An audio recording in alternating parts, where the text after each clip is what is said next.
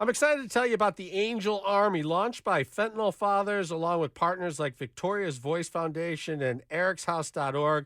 They bring together grieving parents who lost loved ones to fentanyl. Their mission: share firsthand stories in schools and communities to raise awareness and prevent more tragedies. Greg Swan, co founder of Fentanyl Fathers, joins us now. Good morning. How are you? Hey, good morning, Kevin. Great to be here. Thanks a ton for bringing awareness to this. Absolutely. I appreciate all of the effort that the Fentanyl Fathers have done. I've watched you guys grow from just an idea into something that's absolutely changing lives, and it's fabulous.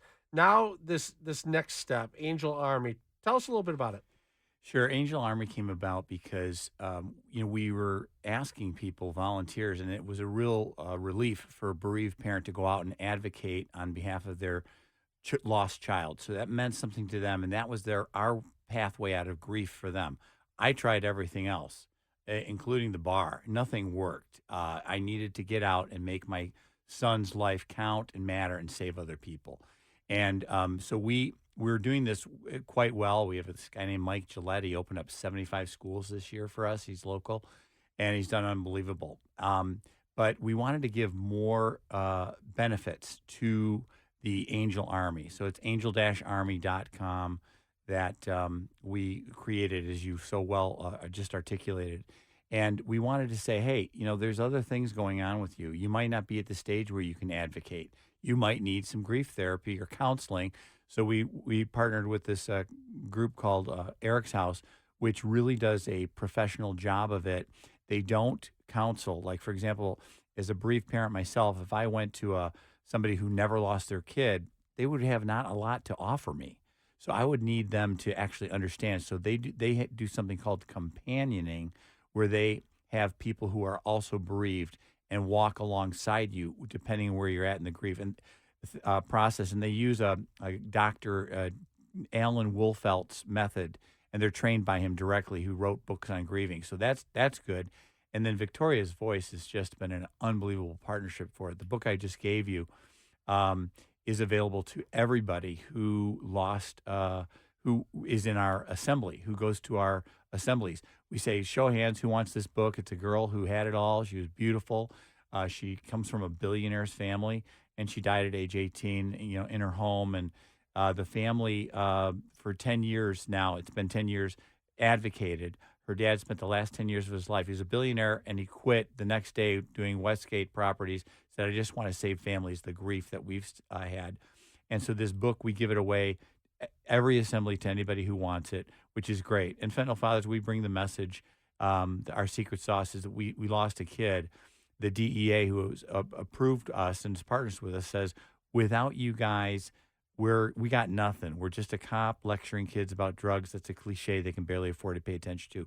When you come in, high schoolers know authenticity, and they listen in. So if anybody wants to book a Fentanyl Fathers assembly, just hit up Mike at fentanylfathers.org. You guys do a great job when you get in front of the kids at school. It was a process that you learned along the way, got better at. This seems to provide an opportunity to, because you can't be at every school. Right. And every school needs to hear this. Right. No, they do. They really do. They need to scale or fail.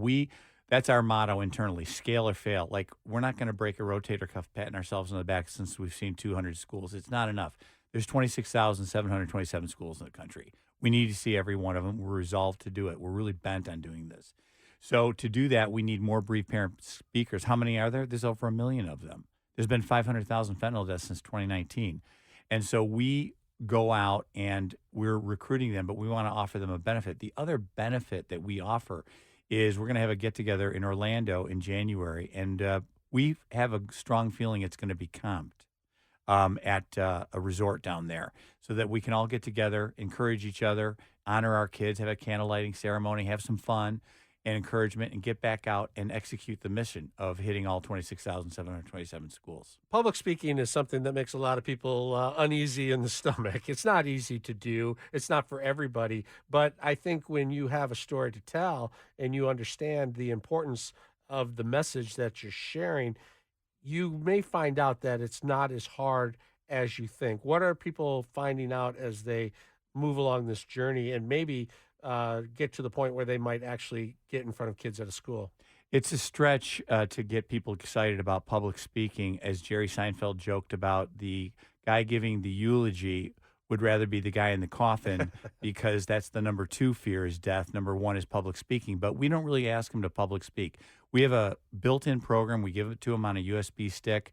All they need to do is have the 5 minutes down of telling the story of their child's life, passing, and legacy. They own that. And they really don't need any public speaking skills. That's theirs. We don't even editorialize that. We're like, you got 5 minutes, and we have them tell their story, and then the rest they just click through the assembly. And at the end, kids say, "I'll never try, so I'll never die" from fentanyl. They're fentanyl free, fentanyl certified. We hear comments from school administrators just saying that is the best presentation I've seen in my career, and we hear that regularly. You have a story. Every parent has a story, but there's a theme throughout the stories. Talk a little bit about the message that you do leave with people. Well, the number one killer right now is fentanyl by far. It kills over 100,000 Americans a year, mostly young people. And so that is the group that we're focusing on. The DEA will tell us that 98% of the cases they're going after is fentanyl. They are doing a lot to close the border now. We stay away from politics, but the fentanyl is already here. The precursors are here. 85% of it's coming down through Canada. And so we talk about sudden loss of a child and how these kids do not want to be fooled into it. They take a fake Xanax, Adderall, Percocet, Oxycontin. And sorry to the harm reductionists out there, it is in the weed. And so, Michigan has a legal weed that's a fairly safe place to buy weed is at a dispensary. It's in 30 states, but we happen to know in California, 80% of the weed going into dispensaries comes from cartels. So it's not really safe, and I've lost track of the number of people that have died smoking laced marijuana. So it's a good thing for them to consider not doing drugs at all. And that is, we're not selling them church and Boy Scouts. It's just life and death. Don't shoot the messengers, the little Einsteins. And so, we love these kids and we have a great time with them. And we know it's very effective. They walk out more likely to drink gasoline than they'd come near an unprescribed pill. Yeah, you hear a lot, one pill will kill, and that's a good message because it's easy to remember. But really, this stuff can be in anything, and you really do not want to take any chances. I know not a day goes by that you don't wish your son was here, but he has to be very proud of the work you've done and how far you've come. And I just really appreciate all of the work you've done. And this is a great next step. How can people find out more about it? So go to angel-army.com and also hit us up at fentanylfathers.org or email Mike at fentanylfathers.org, and we'll come and do a school assembly for you free of charge, and your kids will be free and safe from this deadly epidemic. Greg Swan, co-founder of Fentanyl Fathers, thanks so much. Appreciate it. Thank you, Kevin. Great seeing you again. All right, it's All Talk. I'm Kevin Dietz.